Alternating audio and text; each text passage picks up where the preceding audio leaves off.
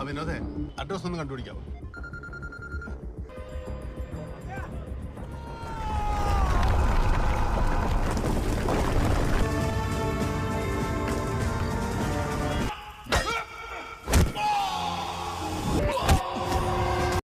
Assalamualaikum guys, oke kembali lagi bersama Draft Movie Review. Piye kabar Rek? Terima kasih buat para penonton setia Draft Movie dimanapun kalian berada. Semoga kalian semua selalu sehat ya. Kali ini Draft Movie sudah merangkum sebuah film yang berjudul Kanur Squad. Bagaimana keseruan filmnya? Nggak perlu banyak basa-basi, ini dia alur.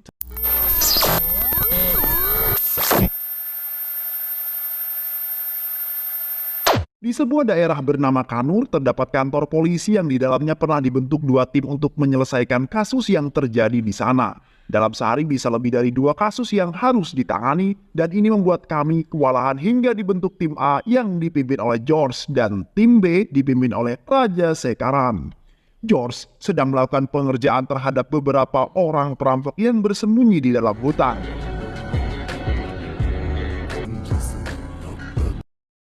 Sampailah mereka di dalam hutan. Karena tidak bisa dimasuki kendaraan lagi, maka mereka melanjutkan dengan berjalan kaki menuju tempat persembunyian para perampok tersebut. Cukup jauh jarak yang harus ditempuh. Akhirnya, tempat yang dituju ada di depan mata. Sang informan kemudian pergi meninggalkan mereka. Hal yang pertama dilakukan adalah membagi tugas. George dan Safi bertugas menjaga belakang rumah. Namun saat pergerakan mereka dilihat oleh salah seorang perampok yang kemudian membangunkan teman mereka dan menyalakan bom yang dilempar di depan pintu hingga meledak. Saat akan mendekati rumah, anjing yang tadi mereka lihat di depan rumah menggigit kaki Jayan dan tidak mau melepaskannya.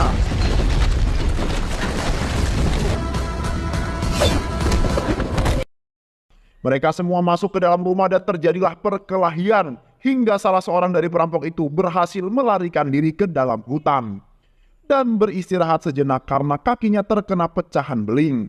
Saat duduk inilah ada sesuatu yang jatuh menimpanya. Ia kira hanya kotoran burung, namun saat ada bagian yang lebih besar jatuh dan berbau sangat busuk. Saat melihat ke atas ia ketakutan dan berteriak hingga George datang menghampirinya. Penasaran dengan apa yang dilihat perampok itu, George pun ikut melihat ke atas pohon yang betapa terkejutnya karena George melihat mayat yang sudah membusuk tergantung di sana. Lalu mereka memanggil tim forensik untuk melakukan olah TKP dan juga meneliti mengenai jenazah yang ditemukan. Saat polisi lain percaya jika itu adalah jenazah orang suku, tidak dengan George. Menurutnya itu bukanlah jenazah orang suku. Jelas bukan pula orang daerah sekitar kita karena kita tidak pernah menerima berita atau laporan kehilangan. Saat polisi menurunkan jenazah, George melihat ada sesuatu yang janggal dengan kaki korban. Ternyata korban pernah melakukan operasi pemasangan baja pada kakinya karena kecelakaan yang sangat parah. Mereka mulai kemudian menyelidiki siapa saja orang-orang yang pernah melakukan operasi pemasangan baja di tulang. Akhirnya mereka memperoleh beberapa nama yang pernah melakukan operasi itu dari rumah sakit Caitanya. Hingga pencarian mereka tertuju pada seorang sopir truk yang menghilang tanpa jejak yang bernama Murugan. Mereka terus menyusuri rumah yang tampak tidak dirawat untuk mencari sesuatu yang mungkin bisa dijadikan petunjuk. Sebuah kertas bukti pembayaran pajak kendaraan truk yang bisa menjadi petunjuk. Mereka membagi tugas, Jayan dan Safi mendatangi tempat kerja Murugan. Dari sini, mereka tahu jika rute yang sering diambil Murugan adalah Kanur Virajpat. Dan dia tidak memiliki kernet. Nama asli Murugan adalah Saravan Kumar dari Kombatore. Sampai di Coimbatore, mereka langsung menuju ke perusahaan tempat Murugan menjual mobilnya. Pemilik perusahaan mengatakan jika ia sama sekali tidak mengenal orang yang mereka sebutkan tadi. Karena dari Rakesh lah saya membeli mobil tersebut. Rakesh bekerja dengan saya di sini namun sekarang dia sedang cuti. George kemudian meminta alamat Rakesh kepada pemilik perusahaan. Akhirnya mereka kembali bergerak untuk mencari tempat tinggal Rakesh. Melewati gang-gang yang lumayan sempit, akhirnya mereka sampai di depan rumah Rakesh. Pintu tertutup dan Jayan kemudian mengetuk pintu, sedangkan Jose dan Safi berjaga di pintu belakang. Saat pintu belum dibuka, terdapat seorang anak kecil yang menarik kemeja George. Disusul dengan datangnya seorang wanita yang bertanya, siapa mereka dan siapa yang mereka cari. Begitu Rakesh membuka pintu latar beralih ke dalam rumah, ternyata wanita yang George temui di luar adalah Vanya. Fanya mulai menceritakan kisah hidupnya yang dijual oleh ayahnya sendiri sejak 10 tahun. Fanya bekerja keras untuk menghasilkan uang, namun uang yang Fanya hasilkan akan selalu dirampas oleh ayahnya. Hingga suatu saat, Fanya dipaksa menikah dengan Murugan. Fanya masih tetap bekerja saat itu dan lagi-lagi yang dihasilkan diambil, tapi bukanlah oleh ayahnya melainkan oleh Murugan dan digunakan untuk membeli mobil truk. Mobil itu dibeli atas nama Fanya. Fanya sangat bahagia mengetahui jika truk itu beli atas namanya. Namun hanya sementara ternyata namanya digunakan untuk memperoleh pinjaman di bank dengan jaminan surat-surat mobil. Fanya baru tahu setelah dirinya menerima surat pemberitahuan dari bank.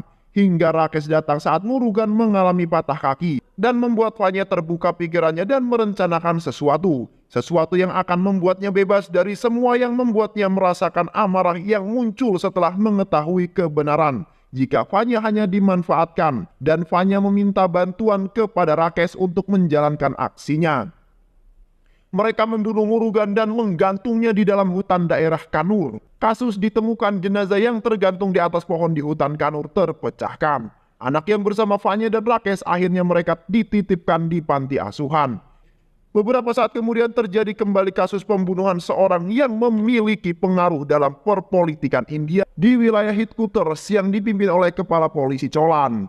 Polisi masih mendapatkan kasus ini karena setelah beberapa hari tidak menemukan titik terang. Wahab adalah korban perampokan, pembunuhan dan keluarganya disiksa pendukung Wahab melakukan demonstrasi di depan kantor polisi headquarters. Kepolisian headquarters tidak sanggup menyelesaikan kasus ini. Atas saran dari bawahannya, akhirnya kepala polisi dari Chola kemudian memutuskan untuk meminta bantuan pada kepolisian Kanur. Kasus yang menimpa Jayan membawa dampak pada tim George. Mereka sering mendapat cibiran dari polisi yang lain, hingga George kemudian mendengar jika kepala polisi headquarters membutuhkan bantuan dari Kanur. George datang menemui komisaris polisi dan meminta bantuannya agar kasus ini dapat diberikan kepada timnya. Hal ini tentu mendapat penolakan karena salah satu anggota timnya terkena kasus suap dan kepolisian headquarters meminta tim B. Namun, George mengatakan jika Jayan dan yang lainnya merupakan satu tim yang tidak terpisahkan. Mereka merupakan satu tubuh. George memohon dengan mengatakan jika ini adalah kasus terakhir mereka dan berharap untuk sementara kasus Jayan tidak diekspos. Komisaris akan mencoba berbicara pada kepolisian headquarters. Kepala polisi Cholan dan kepala polisi Kanur diminta menghadap komisaris untuk membicarakan tim yang akan membantu. Ia mengatakan jika tim B tidak tersedia dan hanya tim A yang ada, namun salah satu anggotanya terlibat dalam kasus korupsi. Mereka adalah satu bagian yang saling melengkapi dan selalu bahu-membahu dalam menyelesaikan kasus yang ada. Semua keputusan ada pada Cholan, pikirkan baik-baik, kata komisaris. Kepala polisi Cholan memutuskan akan menerima tim A dan menanggung semua resiko yang akan muncul di kemudian hari. George dan kepala polisi Cholan adalah saling mengenal dan ia mengatakan jika kasus ini cukup menantang karena korbannya bukan orang sembarangan. Jadi berhati-hatilah dalam penyelidikan. Cholan berharap kasus ini tidak akan menjadi pemicu kejadian yang lainnya dan dalam kasus ini pula Menteri Dalam Negeri memberi tenggat waktu cuma 10 hari untuk menyelesaikannya. George dan timnya datang ke rumah Wahab dan melihat TKP. Peneliti meneliti seluruh bagian rumah untuk mencari petunjuk, melakukan wawancara dengan anak dan juga sopirnya Wahab. मेरी बीवी और इनके परिवार को पता था और लड़के की माँ का क्या हाल है? Kepala polisi Cholan dan George berdiskusi mengenai kemungkinan siapa yang melakukan pembunuhan. Ada beberapa motif. Yang pertama memang murni karena politik yang membuat perampokan sebagai pengalihan isu, dan yang kedua adalah perampok yang memang selalu membunuh korbannya ketika melakukan aksinya.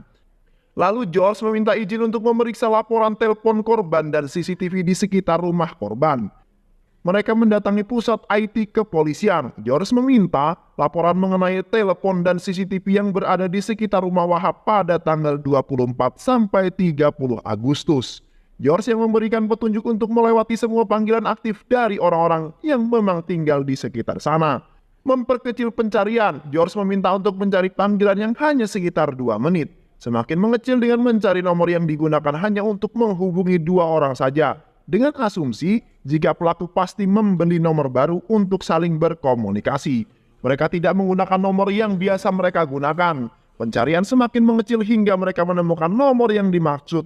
Selanjutnya, mereka mendatangi beberapa nomor yang mereka dapatkan hingga mereka bertemu dengan pekerja yang mengaku tidak membeli nomor baru, tetapi ia memberikan nomornya kepada seseorang untuk saling berhubungan. Dengan kata lain, ia menjual nomornya. Mereka mendatangi counter penjualan HP dan bertanya mengenai penjualan 2 nomor ke Biplav Das. Ternyata pemilik counter ini adalah temannya dan dia sangat sibuk. Dengan sombongnya pemilik toko mengatakan jika SP tidak lebih hebat dari SI saat mereka memperkenalkan diri sebagai polisi. Pemilik toko mendapat tamparan karena telah menghina polisi. Akhirnya pemilik toko mengaku jika ia menjual nomor milik Sebastian kepada Rias untuk menelpon pacarnya. Kini Rias menjadi target mereka. Menunggu Rias yang menonton di bioskop. Dan Jayan kemudian meminta bagi api pada Rias. Tanpa menaruh curiga, Rias memberikannya. Bertanya kenapa Rias mematikan ponselnya. Menyadari ada sesuatu yang salah, Rias kemudian berusaha untuk melarikan diri. Terjadilah saling mengejar dan akhirnya Rias dapat ditangkap di persimpangan jalan. रियाज, ये बताओ कि तुमने वहाब को क्यों मारा? Akhirnya mereka membuat rekaman pengakuan Rias. Sebelum terjadi pembunuhan itu, teman Rias menghubunginya hendak meminjam uang untuk membuka bisnis barunya. Mereka adalah Amir dan Zulfikar yang merupakan anak pemilik hotel tempat Rias bekerja. Orang tua mereka tidak mau membantu mereka dan Rias pun tidak punya uang. Akhirnya mereka memutuskan untuk merampok dan menghasilkan uang dalam jumlah yang banyak dalam waktu yang singkat. Rias akan mendapatkan 10% keuntungan dari yang mereka dapatkan. Kemudian Rias memutuskan untuk kembali ke India dan memulai beberapa bisnis, salah satunya yaitu bisnis elektronik. Wahab memasang CCTV dari toko Rias. Saat itu Rias yang memantau pemasangan CCTV. Rias melihat jika pamannya memiliki banyak uang dalam koper yang tadi ia bawa. Teringat dengan Amir dan Zulfikar. Rias menghubungi mereka dan mengatakan jika di rumah pamannya terdapat banyak uang. Aamir ने मना किया था। George melakukan pencarian akun FB dari Amir dan Zulfikar karena Rias tidak memiliki fotonya. Rencana mulai dijalankan di mana Amir akan mengirimkan 2 orang yang akan membantu mereka. Rias diminta menjemput mereka di stasiun sambil menunggu Amir dan Zulfikar datang dari Qatar. Kami mematangkan rencana dengan membeli nomor baru, kemudian mengajak paman untuk sholat Jumat agar mereka dapat melihatnya dan Rias merekam setiap sudut rumah untuk mempermudah pergerakan mereka. Tanggal 27 malam, mereka mulai bergerak dan tidak ada yang meninggalkan sidik jari. Mereka menjalankan tugasnya masing-masing. CCTV dicat hitam, bel dibunyikan dan anak laki-laki Wahab yang membuka pintu karena mengira sopirnya yang datang. Sehingga ia tidak melihat ke arah kamera di luar dan asik main game. Saat pintu terbuka dan langsung mendapatkan pukulan dan tendangan yang mengakibatkan ia pingsan dan begitu juga dengan ibunya. Mereka naik ke lantai 2 dan masuk ke kamar Wahab. Ternyata uang yang ada di dalam brankas jumlahnya tidak terlalu banyak. Mereka memaksa Wahab mengatakan, namun uang itu benar-benar sudah tidak ada di rumahnya. Hingga saat anaknya keluar dari kamar, anaknya juga mendapatkan siksaan. Disiksa di depan Wahab dengan maksud agar menyerahkan uangnya. Bahkan salah seorang dari mereka melakukan pelecehan pada anak wanita Wahab di depan matanya. Wahab sudah memohon dan mengatakan jika uang itu tidak berada di rumah, namun mereka tidak percaya hingga Amir hilang kendali dan melilitkan kabel lampu hias pada leher Wahab yang akhirnya meninggal dunia. Melihat pamannya meninggal, Rias kemudian merasa bersalah. Akhirnya mereka hanya membawa barang yang bisa mereka temukan di rumah tersebut. Mereka pergi meninggalkan rumah Wahab. Mereka berpencar dan menuju ke tujuannya masing-masing. Dari data kependudukan rumah Amir dan Zulfikar berada di Manjeri. George sudah meminta bantuan kepada teman polisi yang ada di sana. Namun Amir dan Zulfikar tidak berada di rumah mereka. Tim A atas perintah George langsung pergi ke Mumbai. Setelah mereka mendapatkan pemberitahuan sambungan telepon dari Mumbai ke rumah ibunya yang di Manjeri. George kemudian merasa sakit melihat apa yang dialami oleh anak wanita Wahab. Di Mumbai, tim A terus melakukan pengejaran berdasarkan panduan di mana mereka terakhir saling berkomunikasi dan rekaman CCTV di tempat telepon umum. Berdasarkan panduan Vinod, mereka sampai di sebuah rumah untuk memastikan George menelpon nomor yang diberikan si Ju. Saat George memeriksa HP itu, ternyata ada nomor telepon keluarga Zulfikar. Akhirnya Pawan mengaku jika ia menjemput Amir dan Zulfikar atas perintah Hathoda dan Bambiha dan membawa mereka ke desa Faizabad. Tak lama kemudian mereka dijemput oleh Bambiha dan Hathoda dan sekarang mereka ada di rumah Hathoda. ये लोग कौन है? Pawan berhasil melarikan diri ketika istrinya menembakkan senapan ke arah George dan timnya. Hal ini menyebabkan seluruh warga sekitar bangun dan mengejar tim A. Tim A terus mengejar Pawan, namun selalu diingatkan oleh Yegos agar tidak terpencar karena warga di sini sangat melindungi satu sama lain. Warga desa masih saja mengejar tim A dan dengan menggunakan mobil mereka akhirnya bisa membawa Pawan pergi dari desa dengan susah payah. Karena peristiwa semalam, mobil dan barang mereka banyak yang rusak. Sampai di tanah lapang mereka menginterogasi Pawan, namun Pawan masih dengan sombongnya mengatakan jika mereka tidak akan bisa keluar dari Utara Pradesh. Karena kesal dengan ucapan Pawan, George akhirnya turun tangan melakukan penyiksaan pada Pawan. George menggunakan jarum yang selalu ia bawa dalam dompetnya untuk menusuk daging di bawah kuku tangannya. Hal ini sangat menyakitkan. Pawan mulai bercerita jika Amir dan Zulfikar menjalankan bisnis gelap, yaitu menjual gading ke luar negeri. Kami bagian dari sindikat perdagangan gelap. Mereka sekarang sedang menuju ke stasiun Payakpur. Saat di perjalanan, telepon Jose berdering. Ternyata itu telepon dari anaknya yang mengatakan jika di TV ada berita yang mengatakan jika Jayan menerima suap. Hal ini menimbulkan konflik antara Jose dan Jayan yang kemudian mereka dilerai oleh George karena berkelahi. Akhirnya, Jayan mengatakan apa yang menjadi masalah ia miliki. Masalahnya, ia memiliki anak yang tunarungu dan juga korban pemerkosaan yang akan menikah. Dan kami membutuhkan biaya yang besar. Jayan pun kemudian mengundurkan diri dari tim karena tidak ingin menghambat pekerjaan mereka. Karena kasusnya, George kemudian mengatakan jika ia tetap melanjutkan mengejar penjahat ini karena janjinya pada gadis yang mempercayakan semuanya kepadanya. Percaya George akan menyimpan rahasia besarnya. Percaya ia akan menyelesaikan kasus ini sampai selesai. Jose, Jayan memutuskan untuk berdamai tanpa perlu mengucapkan kata maaf. Mereka sudah saling memaafkan. Mereka adalah keluarga tanpa ikatan darah. Sampai di stasiun kereta Payakpur, semua masuk ke kereta dan mencari dan bertanya pada penumpang di sana. Akhirnya mereka menemukan Hathoda dan Bambiha. Membawa mereka keluar bukanlah hal yang mudah karena mereka juga dihadang oleh penumpang lain karena Hathoda berteriak jika mereka itu adalah orang jahat. Hanya menemukan Hathoda dan Bambiha, tidak dengan Amir dan Zulfikar. Syafi dan Jose tetap dalam kereta mencari Amir dan Zulfikar. Sedangkan George dan Jayan dalam perjalanan menuju terminal bis.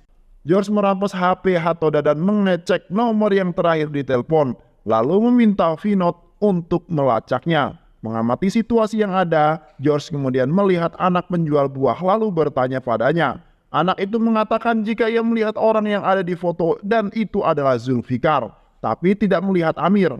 George melihat rute berpikir keras kemana tujuan Amir dan kawan-kawannya. Dari rute yang mereka lalui, George kemudian mengambil kesimpulan jika mereka akan melewati perbatasan ke Nepal. Bis yang membawa Zulfikar sudah berangkat selama 30 menit dan mereka akan mengejarnya.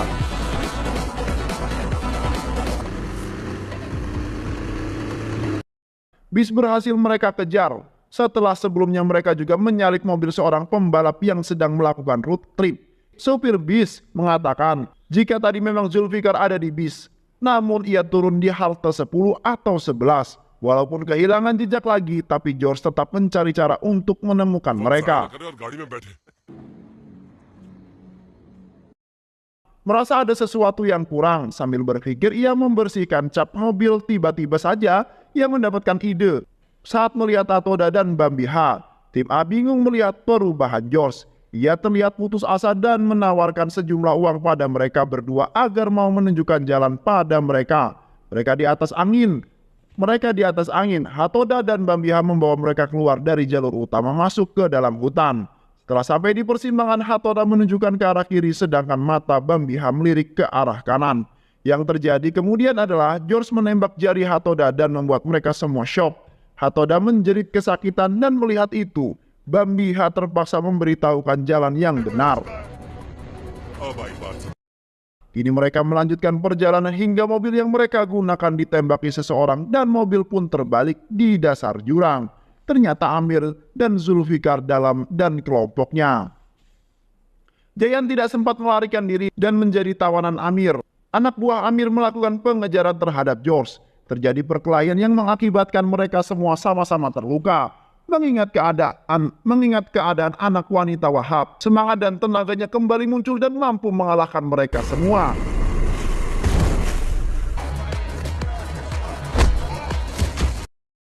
Saat ini datanglah tentara India penjaga perbatasan. Ini merupakan hutan terlarang yang tidak boleh sembarangan dimasuki orang.